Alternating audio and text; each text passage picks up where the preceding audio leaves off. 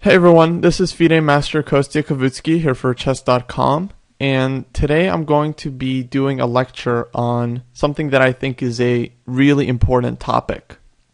That topic is how to break through in a closed position. Every once in a while, when you're playing a game, you reach a position that is really closed and locked up. And what I mean by that is that there are almost no open files, there are no open diagonals, and all the pawns, like you see in this position here, are sort of locked and fixed in this position.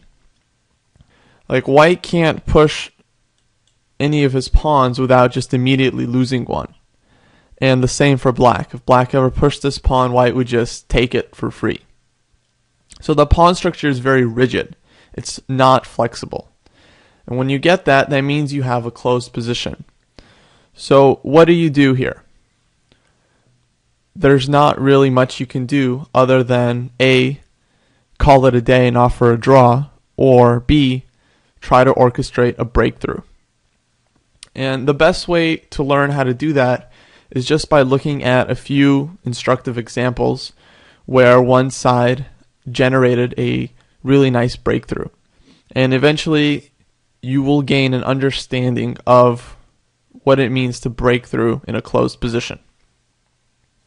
So in this first example, as you've already seen, all the pawns are locked up, and even though this knight can sort of jump around into black's position, there are no targets for it to attack. Right? The knight by itself cannot win any of black's pawns and open up the position that way. So in this position, the player playing white played a really powerful move. b5. So this move is a pawn sacrifice. White is sacrificing a pawn in order to open up the position at least a little bit and then get closer to breaking through and infiltrating into black's side of the board. Right? So the first thing to notice is that white is threatening to win this pawn here, thanks to his rook on a1. So that means that black cannot just ignore it and sit on his position.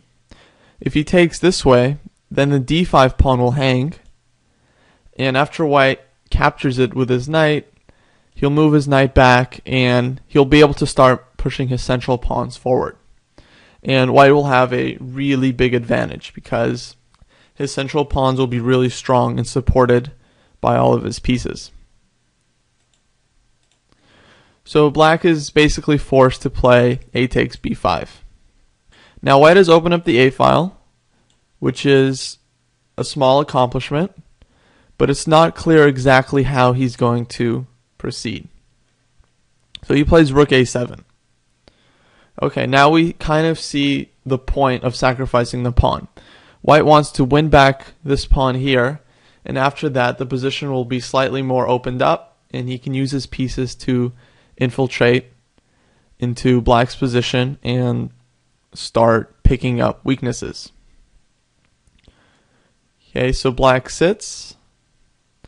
Black really has nothing to do here, which is often the case when the position is closed up and you're the side with less space. We know black has less space here because of this pawn on c5. Right? White is just controlling more space with his two advanced pawns to the 5th rank. So black pretty much has to sit back and hope that white won't be able to break through. But none of his pieces can really do anything, and he doesn't have any breakthroughs of his own. So now white plays rook h1, and he just brings the other rook to the a file. And now king e2. What I want you guys to remember, and this is a really important point, is that when the position is locked up, you often have a lot of time to organize a breakthrough or to increase the pressure. Right? If you know your opponent has nothing to do that's active, he can't increase the power of his pieces anyhow, he can't target any weaknesses that you have, then you know you have all the time in the world, and make sure that you can position your pieces in the best spot and slowly increase the pressure and try to win the game. Black plays knight f8. And now I want you guys to stop the video and find a way for white to increase the pressure. Right? Find a way to improve one of white's pieces so that you can target a weakness in black's position. Okay, so the move white played was knight d2. And this is a very strong idea, and I'm pretty sure that the player playing white who played this move b5, sacrificing the pawn, realized he would have this knight maneuver later on to increase the pressure. And the point of this move is that the knight is coming to b3 and to a5, where it's going to attack the b7 weakness. And black is going to have a really hard time defending against this. So knight d7 and knight b3.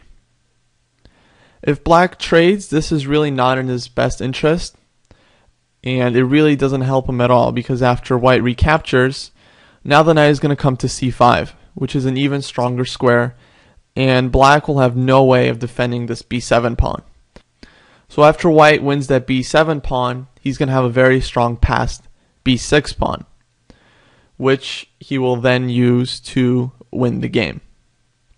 Right? Once white breaks through, all of his pieces will be more active in a somewhat open position.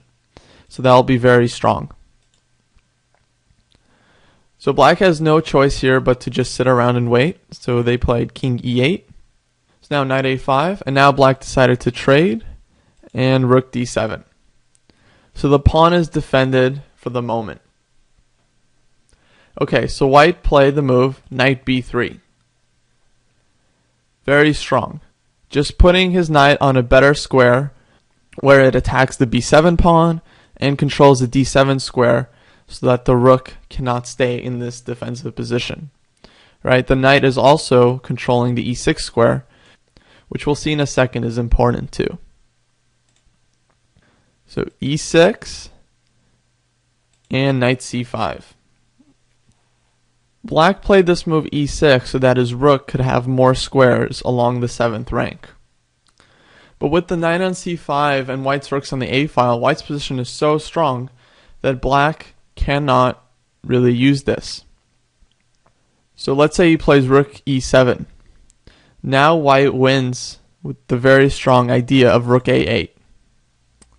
He's trading off this defensive rook and bringing his second rook into the attack.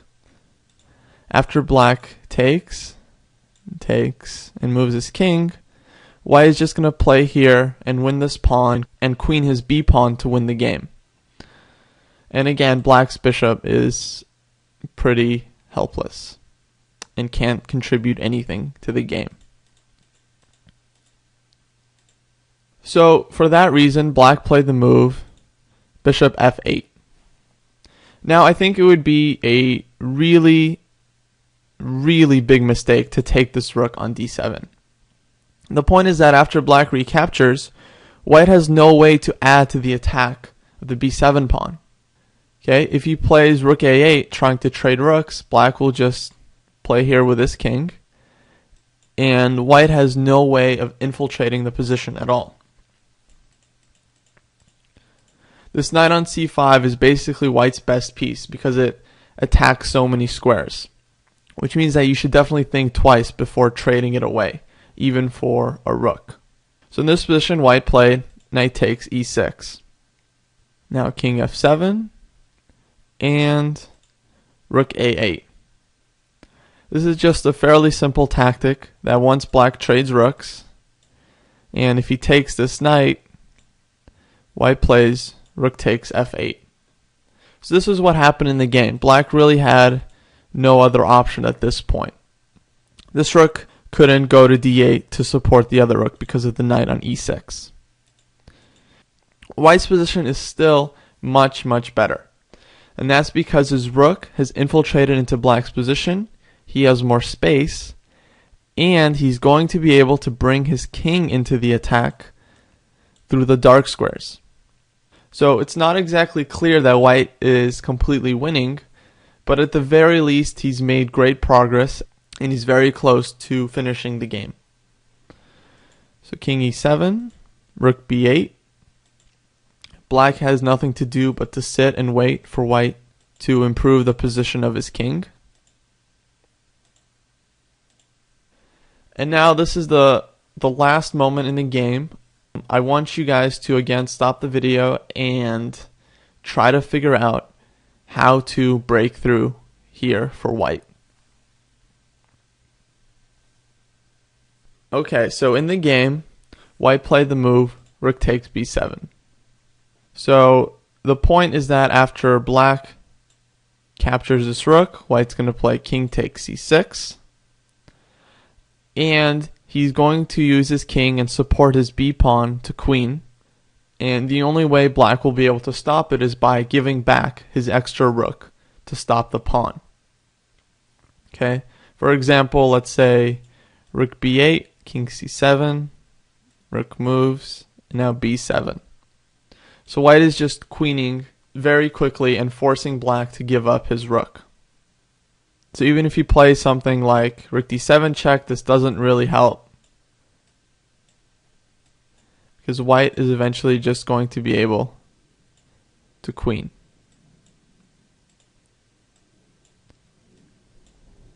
And now after this happens, we reach a king and pawn endgame where white has this extra pawn. And this position is definitely winning for white, not because of the extra pawn, but because his king has already infiltrated black's position and is much more active. A sample line here could be, let's say, king d6, now b4, fixing the pawns, and eventually white is just going to bring his king around this way and win this pawn. And you can stop the video and analyze for yourself. There's really nothing black can do here to save the game. White is going to win the g6 pawn, then probably the f5 pawn, and queen his extra pawns. So that's about it for today's video. I hope you guys learned something about how to break through in a closed position. The main things to remember is that A, you have lots of time, so you can take your time and organize your pieces properly so that they are at their most effective position. And then when you do break through, what you're looking for is targets and weaknesses that your pieces can try to attack, right? If you need to give up a pawn so that you can get access to your opponent's position, then usually that's a pretty good idea and definitely worth investigating. And so with that, I wish you guys good luck in your future games and wish you good luck in orchestrating those awesome breakthroughs. Thanks a lot for listening, and I'll see you around on Chess.com.